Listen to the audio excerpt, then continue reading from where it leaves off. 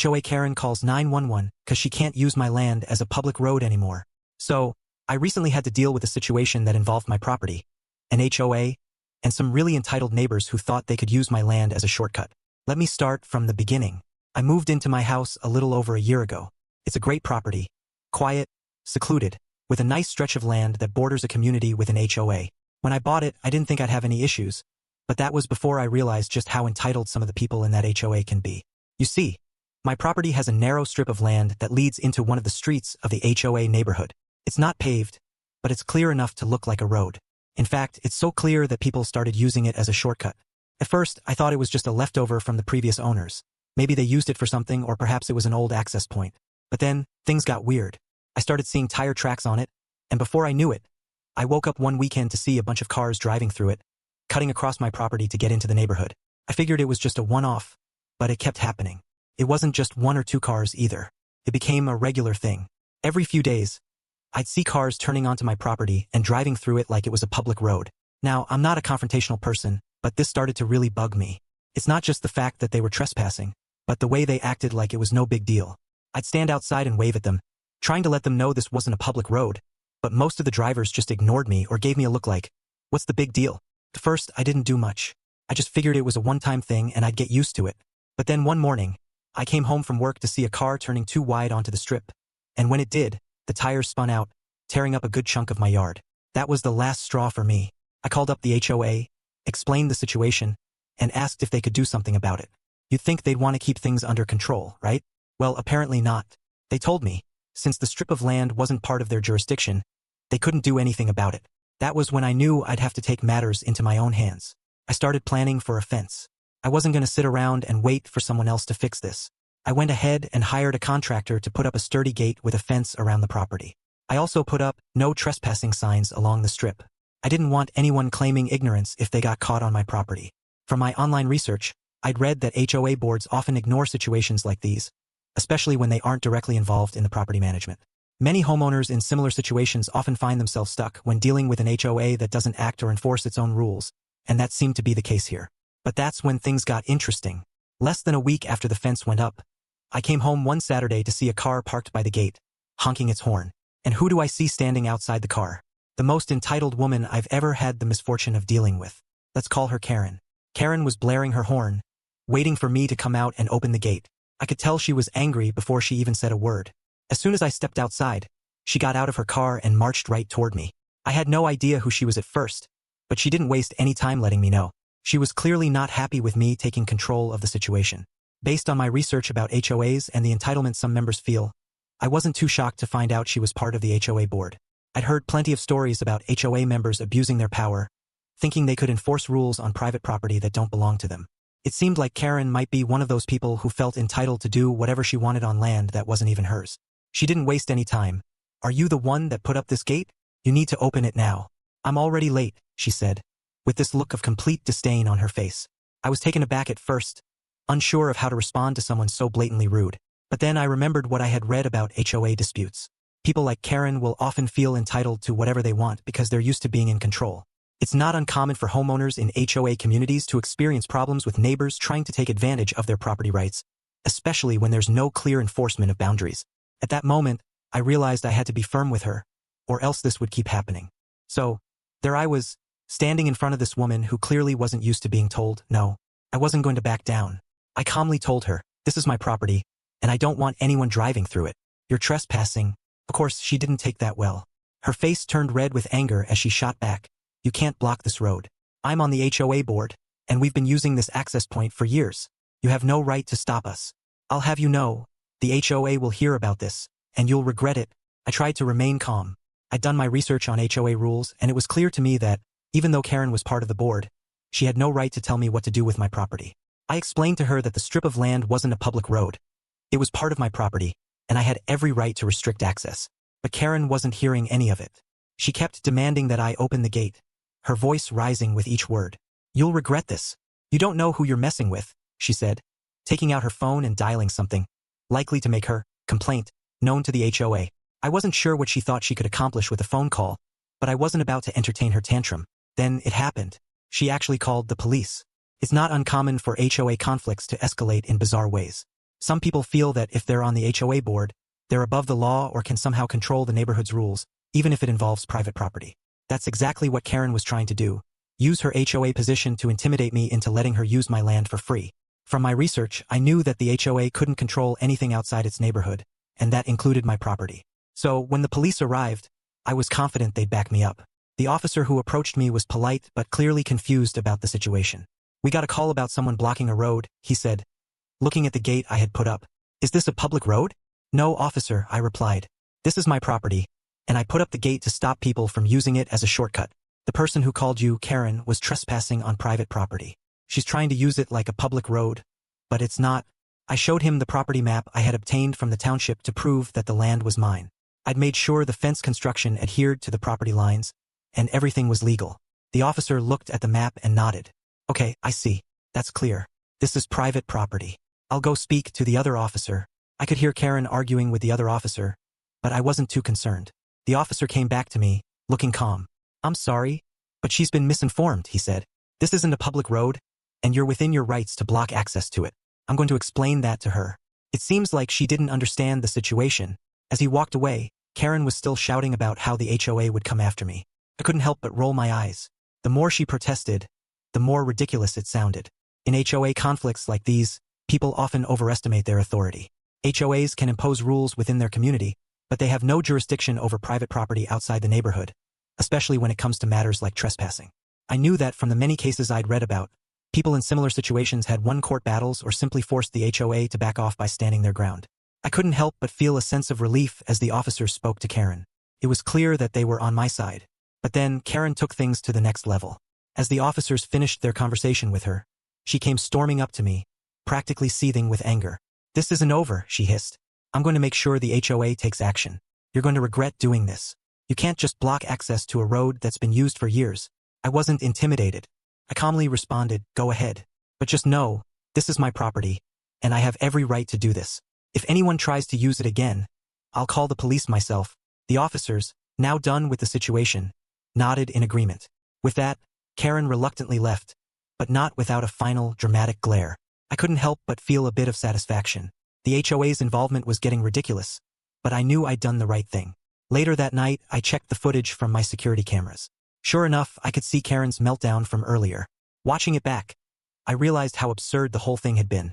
She acted like I was the one who was in the wrong, even though she was the one breaking the law.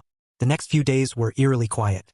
No more cars drove through my property, and Karen's threats didn't seem to be making much of an impact. I thought the situation had blown over, but of course this is an HOA story, so things were about to take a turn. About a week after the confrontation, I received a letter from the HOA. I hadn't expected it, but at the same time I wasn't surprised. It seemed like Karen had finally gone over my head, probably to other board members, and now the HOA was getting involved. They wanted to schedule a meeting to discuss my actions, namely the fence and gate that blocked what they had called a public access point. I sat down with the letter in my hands and laughed a little. There was no way the HOA had any legal grounds to force me to take the gate down. They could try to pressure me, but I had researched everything thoroughly, and I wasn't about to back down. I made sure my property was in full compliance with the law and my rights were clear. The HOA couldn't touch that. The letter didn't make much sense anyway. The HOA was acknowledging that I owned the property, but they seemed to believe they had the right to control it just because people had been using the road for years. They even mentioned the community's needs, and how I was interfering with what they considered a long-standing shortcut. That was laughable. The HOA didn't own the land, and no amount of past usage made it a public road. I prepared for the meeting, though, just in case. I gathered all the evidence I'd collected, including the property lines, a map from the township, photos of the area, and the camera footage of Karen's initial outburst. I wasn't taking any chances. When the day of the meeting came, I drove over to the HOA office. The room was filled with board members who looked at me as if I were the villain in some neighborhood drama. I immediately spotted Karen sitting at the head of the table, her arms crossed in a self-righteous posture. She looked smug, as if she already knew she had the upper hand. But I was ready. The meeting started with the board president introducing the issue. He briefly described how my fence was blocking access to the public road and how several neighbors had voiced concerns. Karen quickly added, "This is affecting all of us. That shortcut is the most convenient way to get into our neighborhood, and now we're stuck using the main road, which adds several extra minutes to our commute. I've been a member of this board for years, and we've never had any issues with this access point until now." I let her speak, but I knew she was just trying to create a sense of urgency and make it seem like I was causing widespread chaos. I raised my hand to speak, and the president nodded for me to proceed. I understand your concerns, but the truth is, this isn't a public road, I said, standing firm. I've done my homework. This strip of land is private property, and I have every right to block off access to it. It's not a shortcut, it's my land, and I don't want anyone using it without my permission. If any of you had done your homework, you'd know that the HOA has no jurisdiction outside of its own boundaries. There was a moment of silence in the room. Karen was visibly upset, but I could see that a few of the board members were starting to rethink their stance. They had no legal leg to stand on. Still, Karen wasn't going to give up that easily. She shot back, "This is absurd. Just because you have a piece of paper saying you own the land doesn't mean you can just mess with everyone's lives. We've been using that shortcut for years. You're causing unnecessary trouble." At this point, the other board members began to murmur among themselves. One asked, "Are we sure this is even within our jurisdiction?" Another board member added, "I don't think we can force him to do anything if it's his property." "Karen, maybe we should focus on resolving this without escalating it further." I could feel the shift in the room. My stance was gaining traction. The more I explained that the HOA had no authority over private property, the more the board members seemed to agree. They were starting to realize that their position was weaker than they thought. Karen, however, was not having it. She stood up and slammed her hands on the table. "This isn't over. I'll take this to higher authorities. You'll regret letting him get away with this." The president raised his hand to calm the room, clearly trying to avoid further escalation. "Karen, I think we've discussed this enough for now. We'll need to review the legalities and talk with our attorney before making any further decisions. But for now, it seems we don't have much choice but to respect the property owner's rights." It was a small victory, but it felt like a big one. Karen wasn't done, though. I knew she'd keep pushing, but I was prepared for whatever came next. The HOA, however, seemed to be backing down, understanding that they were on shaky ground legally. After the meeting, things seemed to settle down for a while. The HOA had told Karen they would review the legalities, but I could tell from their hesitancy that they weren't eager to push the issue further. Karen, however, wasn't one to back off easily. Over the next few weeks, I received several more letters from the HOA, each one more aggressive than the last. They insisted I needed to restore public access and suggested I remove the gate or risk further legal action. But I knew they were bluffing. In the meantime, I continued with my life, secure in the knowledge that I had done everything right. I checked the cameras regularly, just in case anyone tried to trespass again. I also reached out to some of my neighbors who had been using my property as a shortcut. Surprisingly, some of them apologized and promised they would never use the road again. Others seemed indifferent, but at least I knew I wasn't entirely alone in this. Then one day, while I was out running errands, I received a call from my lawyer. Apparently, Karen had contacted a lawyer of her own and was planning to take me to court. She claimed that the HOA had authorized the road as a public access point and that I had violated some sort of community easement by blocking it. My lawyer quickly assured me that there was no such easement in place and that the HOA had no legal standing in the matter.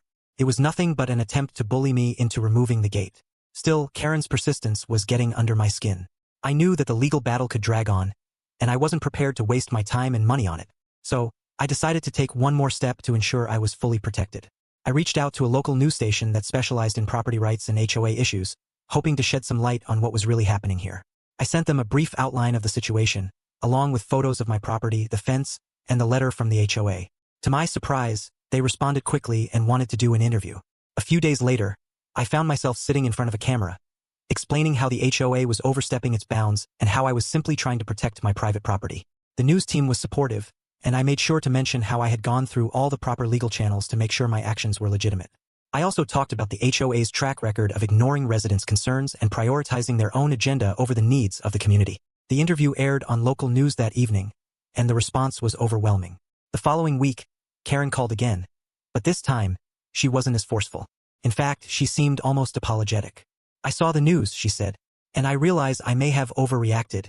She told me that after seeing the coverage, some of her neighbors had spoken out against her and the HOA's tactics. She admitted that the HOA had no real claim to the land and that she had been too aggressive in trying to force me to change my property. She apologized for the way she had acted. I was stunned. This wasn't the Karen I had dealt with weeks earlier. I wasn't about to forgive her completely, but I could tell she had realized the error of her ways. It was an unexpected turn of events, and it seemed like the whole situation was finally coming to a close. Shortly after the news interview, I received a formal letter from the HOA. They apologized for their involvement and confirmed that they would no longer pursue any action against me. They also issued a reminder to the residents that they must respect private property and avoid trespassing on others' land.